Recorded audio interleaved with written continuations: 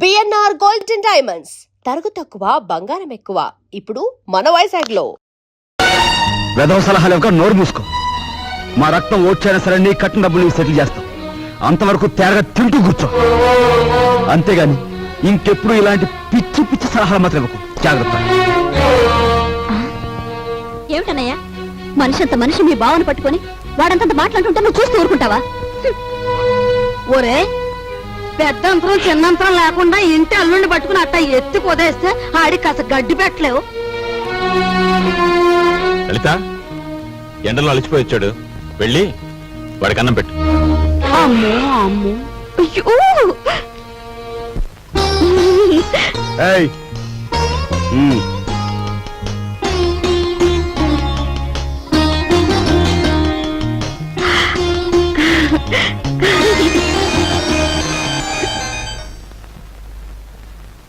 ఏమండి, మీ ఎలకలతో పనే ఉందండి. వాళ్ళు ఇంత అవమానించిన తర్వాత ఇంకా ఇక్కడ ఎందుకండి? పదండి, పోదాం. ఈ అవమానం నా ఒక్కడిది కాదు. ఆంధ్ర సీడెడ్ నైజాం ఏరియాల్లో అత్తవారిళ్లలో సెటిల్ అయిపోయిన అల్లుళ్ళందరిదీను. అసలు నన్ను అవమానించిన రాజుగాడు కాదే, మీ అన్నయ్య. ద్రౌపదీదేవి చీరల్ని దుశ్శాసనుడు లాగాడు, కానీ తప్పు వాడిది కాదు, వాడికి ఆర్డర్ వేసిన దుర్యోధనుడిది. మీ అన్నయ్య ఒక్క మాట కూడా మాడకుండా చూస్తూ ఊరుకుంటాడా? మీ అన్నయ్య నా కట్నం బాకీ తీర్చేసినా సరే నేను ఇక్కడి నుంచి కదలను. నా కక్ష తీరే వరకు ఇక్కడే ఉంటాను. ఇక మీదట విశ్వామిత్రుడు నేనే, నక్షత్రకుడు నేనే. తాళం తిప్పితే వచ్చి ఈనపెట్టు చూసాం గాని నంబర్లు తిప్పితే వచ్చి ఈనపెట్టి నీ ఇంట్లోనే చూసాం. ఏ నంబర్ కింద ఏదెడితే పెట్టి తెరుచుకుంటుందో చెప్పే. నీ బెదిరింపులకు నేను లొంగను. ఆ నంబర్లు నేను చెప్పను. 4 రోజుల పాటు కడుపు కాల్చేస్తే దెమ్మ తిరిగిపోయి బొమ్మ కనిపించేస్తుంది. అప్పుడు నువ్వే చెప్తావు ఇంపాసిబుల్.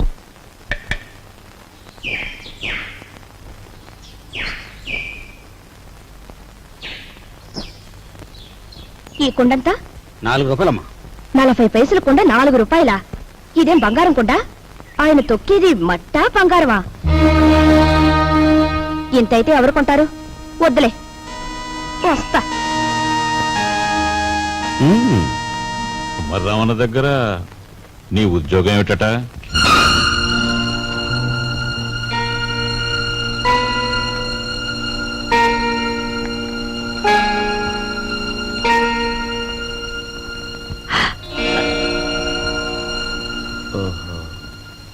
మాట్లాడమే. కుమారరామన్న దగ్గర నీ ఉద్యోగం ఏమిటి? మట్టి తొక్కటం, అతను తయారు చేసిన కుండాల్ని ఎండలో ఆరబెట్టడం, కాలిన కుండాల్ని బండి మీద సెంటర్కి చేర్చడం. అది. నువ్వు చదివిన చదువేమిటి? నీ మీద మేము పెట్టుకున్న ఆశలేమిటి? నువ్వు చేసిన నిర్వాకం ఏమిటి? అతను నన్నేమీ అప్లికేషన్స్ పెట్టమని లేదు, పోస్టల్ అడ్రస్ జత చేయమని లేదు, వెధవ ప్రశ్నలు వేసి ఇంటర్వ్యూ తీసుకోలేదు, రికమెండేషన్ తెచ్చావా అడగలేదు, లంచం ఇస్తావా అడగలేదు. నన్నుగా గౌరవించి నాకు ఈ ఉద్యోగం ఇచ్చాడు. కానీ నీ పెద్ద కొడుకు మట్టి తొక్కుతున్నాడంట గాని ఊరంతా మీ నాన్నగారిని అడుగుతుంటే ఆయనకెంత నామోషిగా ఉంటుందో ఒకసారి ఆలోచించావా? అమ్మా, ఎటువంటి వంశంలో పుట్టాడు, ఎటువంటి మహారాజుకు మనవడని పెంచుకున్నాడు. అసలు నేను చెప్పేది ఏంటంటే,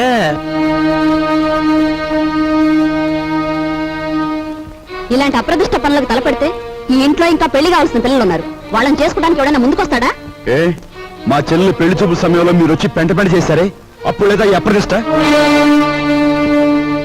నాన్న, ఏమీ చెయ్యకుండా మీకు భారంగా ఉండే కంటే ఏదో ఒక పని చేసి ఇంత సంపాదించడం నా బాధ్యత అనుకున్నాను, సంపాదిస్తున్నాను.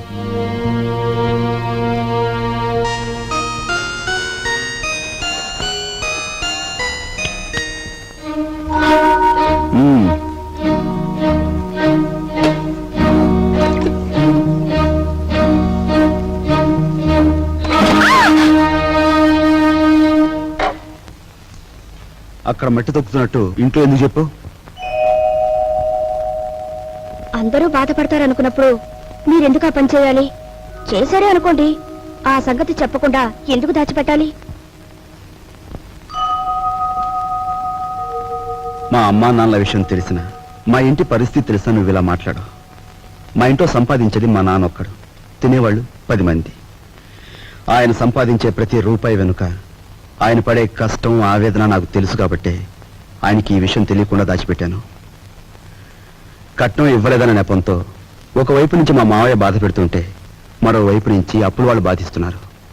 ఇలా ఇంటా బయట అనేక బాధలతో నలిగిపోతున్న మా నాన్నగారికి ఒకరోజు దారిలో 5,000 రూపాయలు దొరికాయి. మొత్తం తీసుకెళ్లి పోలీస్ స్టేషన్లో అప్పగించాను. దానిలో ఒక్క రూపాయి కూడా నేను ముట్టుకోలేదు. ఒక్క రూపాయి కూడా నేను ముట్టుకోలేదు. ఒక్క రూపాయి కూడా. ఏమండి అసలేం జరిగిందండి? లలిత, నువ్వు ఎన్నోసార్లు నన్ను ధర్మరాజు ధర్మరాజు అంటూ ఉంటావు. కానీ ఇవాళ నీ ధర్మరాజు దొంగతనం చేశాడు. మీరు దొంగతనం చేశారా? అవును లలిత, అందులో 10 రూపాయలు కాజేశాను. ఏమండి ఎందుకు తెలుసా? మన అబ్బాయి ఉద్యోగానికి అప్లికేషన్ పెట్టడానికి. ఎన్నడూ రాని ఉద్యోగం ఈసారైనా వస్తుందేమోనన్న ఆశ. లలిత, ఇంకెప్పుడు నన్ను ధర్మరాజు అని పిలవకు. లేదండి, ఇప్పుడు మీరు నిజంగా ధర్మరాజు. అశ్వత్థామాత కుంజరహ అని ధర్మరాజు అంతటి వాడు అబద్ధం ఆడాడు. అది ఆపద్ధర్మం లలిత. ఇది ఆపద్ధర్మమేనండి. మన బిడ్డ కోసం మీరు చేసింది ఆపద్ధర్మమే. మా అందరి అవసరాలు తీర్చడానికి అంకితమైపోయిన మనిషి మా నాన్న. అలాంటి మనిషి కోసం నేను మట్టి తొక్కడమే కాదు, ముష్టెత్తుకైనా సరే మా ఇంటి బాధ్యతను కొంతవరకైనా స్వీకరించాలా లేదా? ఇప్పుడు చెప్పు, నేను చేస్తున్న పని తప్పంటావా? ఆ?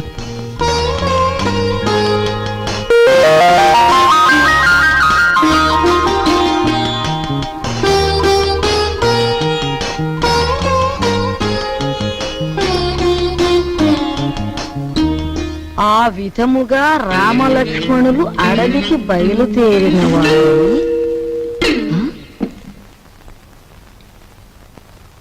ఏంటబ్బా? ఓ చిన్న సచ్చినాడా, ఆ పెద్ద సచ్చినాడేమో మట్టి తొక్కుతున్నాడా, వీడేమో పాచూడుస్తున్నాడా. వీళ్ళకి ఏం పోయే కాలం వచ్చిందమ్మా? ఇంతకీ నేను పని మనిషిని ఎందుకు పెట్టట్టు? అబ్బాయ్, ఏంటమ్మా? నువ్వు ఆఫీస్కి వెళుతున్నావల్లే ఉంది. పెళ్లి దగ్గరకు వచ్చింది కదా, పనులన్నీ తొందరగా జరగాలి. అప్పడాలు చెయ్యాలి, ఒడియాలు పట్టాలి. ఓ 400 ఉంటే అమ్మాయికి ఇవ్వు. అమ్మా, ఆఫీసులో లోన్కి అప్లై చేశాను, అది రాగానే ఇస్తాను. అదేమిటన్నయ్య, అయ్యవారు వచ్చే వరకు అమావాస్య అవుతుందా? తెలిసిన వాళ్ళ దగ్గర ఏ చేబదులో తీసుకుని ఈ పని కాస్త జరిపించు. వెళ్ళిదు.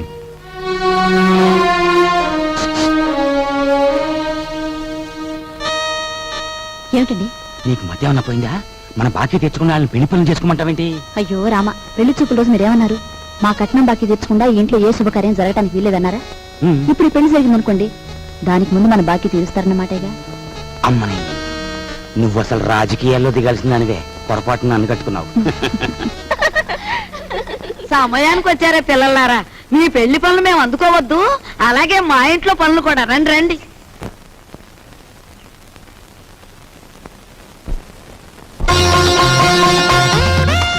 అమ్మా, ఇదిగోనమ్మా నా మొదటి జీతం. జీతమా? అబ్బా, కూలి డబ్బులకి ఎంత గొప్ప పేరు పెట్టావురా సావిత్రి. అది ఇప్పుడు తప్పుడు మాట ఏమందే? మట్టి తొక్కాడని మందలించి 4 రోజులు కాలేదు. ఈలోగా వారు డబ్బు తీసుకొచ్చి ఇదిగోనమ్మా జీతమంటే తగుదనమ్మా అని పుచ్చుకుంటివి. ఎంత బతుకు బతికి ఆఖరికి ముష్టి డబ్బులతో కూడి తింటావా? అమ్మా, ఆ డబ్బులు ఇలా పారేయండి. కష్టపడి సంపాదించిన డబ్బులకు విలువేమిటో మీలాంటి వారికి తెలియకపోవచ్చు. ఈ ఇంట్లో పనికి నాకు తిండి అక్కర్లేదు, వేరే జీతం అక్కర్లేదు. ఆ ముష్టి కూల్ డబ్బులు ఇలా పడేయండి. ఏది? ఇదిగో.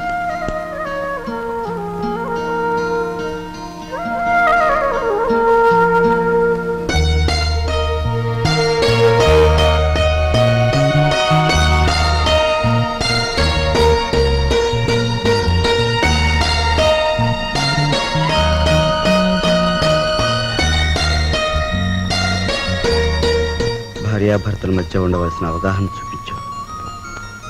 నువ్వు ఈ ఇంటికి పని మనిషివైనా నాకు నా మనిషివి.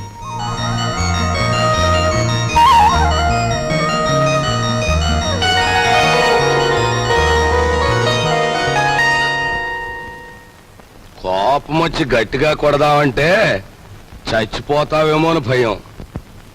బాబు నాయనా అంటే మొండుకెత్తున్నావు. మమ్మల్ని బాధ పెట్టకుండా చెప్పే గురువా. చెప్పే గురు. మనవడక చూసావా, పరాయి సొమ్మంటే పరిసిగుంటాడు కూడా ఎలా సత్తా పడిపోతున్నాడో. ఎంతమందిని బాధ పెట్టడం భావ్యం కాదు గురువా. అలో చెప్పే గురువు. ఉన్న ఒక్క కూతురు ఇల్లు వదిలి వెళ్ళిపోతే నేను వెతికించలేదు, పేపర్ ప్రకటన కూడా ఇవ్వలేదు. అంత ముండివాడిని మీ బెదిరింపులకు నేను లొంగుతానా? గురువా మాట చెప్తాను. ఈ మొండిఘాటంగాడికి కూతురు ఉందంటున్నాడుగా, ఈడు పేపర్లో ప్రకటన ఇవ్వకపోయిన ఈ తరపున మనం ప్రకటించేస్తే ఆ కూతురు ఇంటికి చేరిపోద్ది. ఆ తర్వాత స్వామియే శరణం. Very good very good. Hello నమ్మకే బాబు, కుర్రోడు దొరుచుకుంటాడు. ఆ నవ్వేదో ఇనపెడి దగ్గర నవ్వు, ఓపెనింగ్ గా నవ్వుద్ది.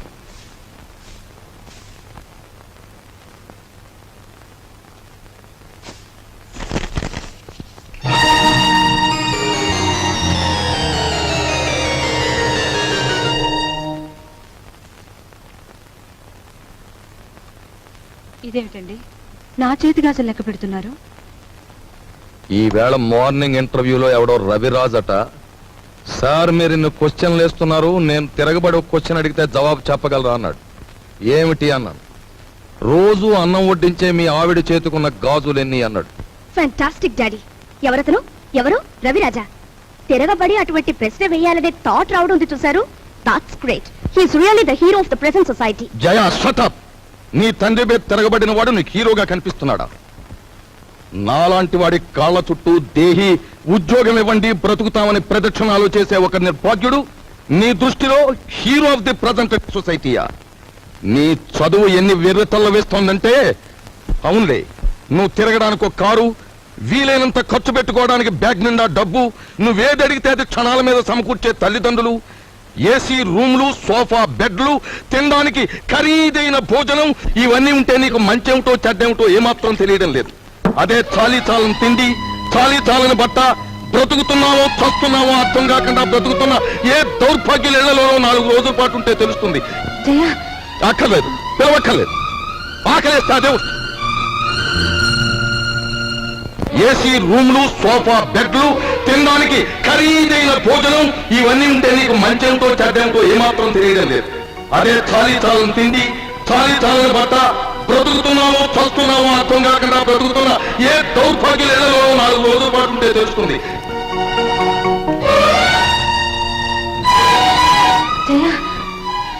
అక్కర్లేదు, పిలవక్కర్లేదు.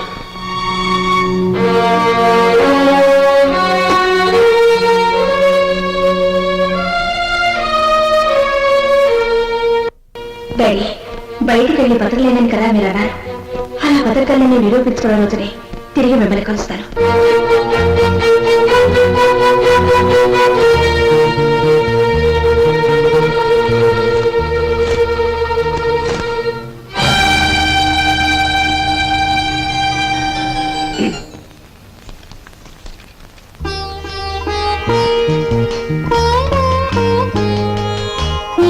నీ సంస్కారం చూసి ఆశ్చర్యం కలిగినా నువ్వు కలవారి అమ్మాయివని మాత్రం ఊహించలేకపోయావు. పేపర్లో నీ ఫోటో చూశాక నువ్వు ఇంట్లోంచి పారిపోయి వచ్చావని అర్థం. నువ్వు ఇక్కడే ఉన్నావని మీ నాన్నగారికి ఫోన్ చేశాను. నిజానికి మీలాంటి గొప్పవాళ్ళు ఉన్న ఈ ఇంట్లో మా అమ్మాయి మీ అందరి మన్ననలు పొందింది అంటే అందుకు నాకెంతో ఆనందంగా ఉంది.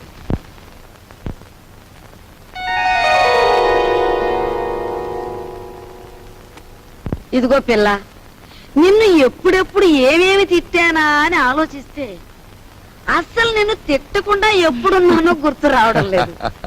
ఏమో అనుకోకమ్మా. అంత మాటలు అవసరం లేదు మామగారు. నేను ఎక్కడున్నా ఈ ఇంటి ఆడపిల్లని. నన్ను ఈ ఇంటి మనిషిగా మీరందరూ ఒప్పుకుంటే నాకదే 10,000.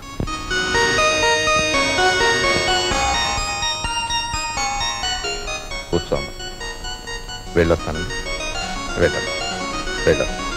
నువ్వు వెళ్ళి అమ్మకి కనిపించు, నీకోసమే చూస్తోంది. చూడమ్మా, నేను పైకెక్కి దిగలేను గాని ఆ సేఫ్ లో 50,000 పట్ల ఆఫీసు తీసుకెళ్ళాలి. అదేమిటి డాడీ, మీరు సేఫ్ నంబర్ నాకు ఎప్పుడు చెప్పలేదుగా. సారీ, నీకు తెలియదుగా. వెళ్ళి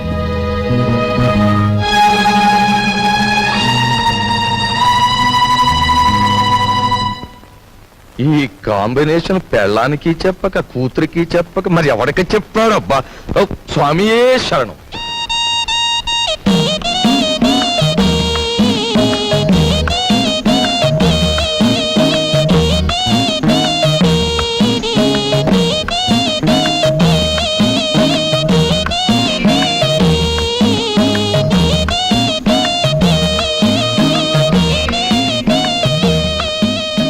భయపడొద్దు, అటు తలుపు తీసి ఉంచుతాను, రా.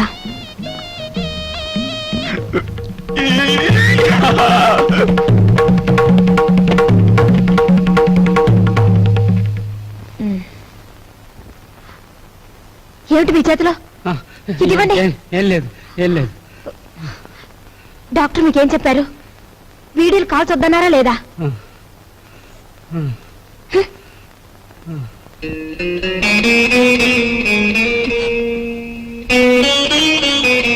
సారీ. రోజు కిటికీ దగ్గర అలా చూస్తూ నిలబడిపోతావు, మనసు పాడైపోవడం లేదు? నువ్వు నాకంటే చిన్నవాడివి, నీకు ఆ విషయం తెలుసా? అన్నట్టు ఆ సోఫాలో ఉన్న ఆయన ఎవరనుకుంటున్నావు? తెలుసు, మీ ఆయన. ఆయన కడుపులో రాచపుండు, డాక్టర్లు బ్రతకడంటున్నారు. చాలా మంచి మనిషి. ఆయన్ని ఎలాగైనా బ్రతికించుకోవాలి, దానికి బోలె డబ్బు కావాలి. అన్నట్టు నీ దగ్గర డబ్బుందా? నీ దగ్గర డబ్బుందా? నీ దగ్గర డబ్బుందా? నిన్నేరా అడిగేది, నీ దగ్గర డబ్బుందా? నేను డబ్బు కోసం వ్యభిచారం చేస్తున్నాను. ఫూల్, డబ్బు లేని చవటవి ఆ కిటికీ దగ్గర చేరి దేనికి ఆ చూపులు? ఇంకొక్కసారి అలా చూసావో వెళ్ళు, అవుట్.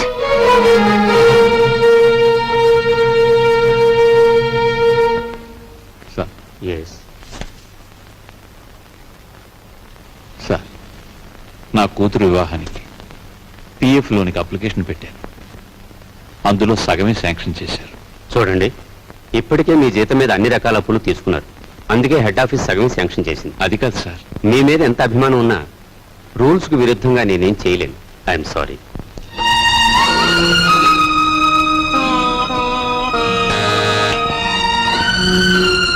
రాఘవయ్య మళ్ళీ అప్పుకేగా దీనిలే.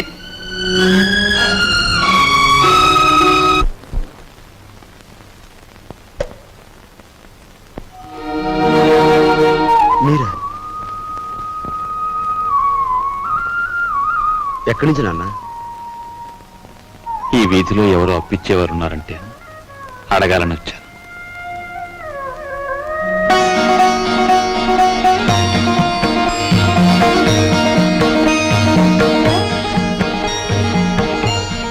నాన్న,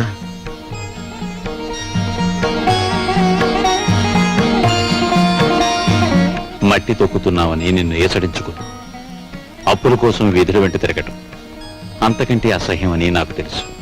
నాన్న, నేను మారిపోయానని చెప్పేందుకు రాలేదు. మేం మారవని చెప్పటానికే నేను ఇక్కడికి వచ్చాను. నాన్న, అంతే, మేం మారం, మా తరం అంతే.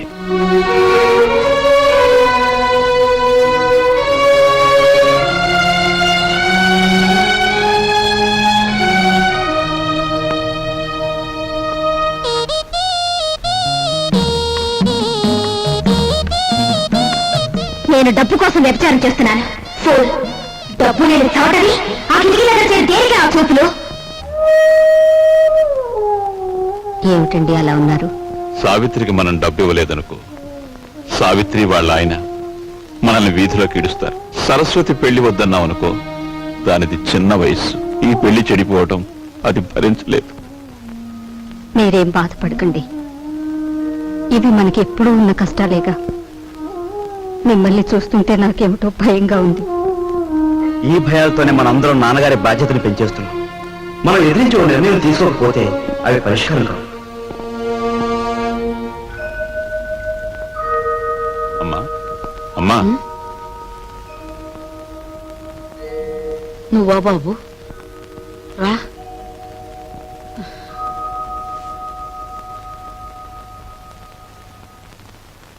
ఏంటి నాయనా? అమ్మా మన సావిత్రికి ఈ నెలలో కట్నం డబ్బిచ్చి పంపిద్దాం అనుకుంటున్నాను. మా నాయనే, నువ్వు ఎప్పుడా పని చేస్తావా అని నేను 1000 దేవుళ్ళకు మొక్కుకుంటున్నాను. అమ్మా సరస్వతి పెళ్లి కూడా వచ్చే నెలలో జరపాలని శుభం. ఈ 2 శుభకార్యాలు జరిపించాలని ప్రావిడెంట్ ఫండ్ లోనికి అప్లై చేశాను. కానీ అనుకున్న దాంట్లో సగమే అందింది. అయితే ఇప్పుడు ఎలారా? అమ్మా నేను డబ్బు కోసం ఎంత ఇబ్బంది పడినా ఏ రోజు ఏదీ నిన్ను అడగలేదు. కానీ ఇప్పుడు అడక్క తప్పడం లేదు. ఒకసారి నీ మెడలో ఉన్న గొలుసిస్తే. నా గొలుసా?